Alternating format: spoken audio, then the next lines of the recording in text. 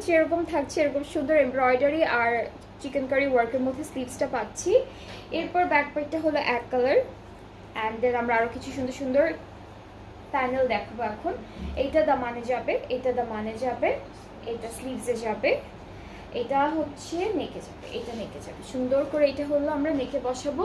And সাথে পাচ্ছি এইটার দুপাট্টাটা হচ্ছে সিকোয়েন অর্গানজা দুপাট্টা। এই ড্রেসটার সাথে আমরা সিকোয়েন অর্গানজা দুপাট্টা পাবো। এই যে মাঝখানে কি বলে এটাকে, জারির কিছু আর সিকোয়েনের কিছু ডিজাইনস আছে।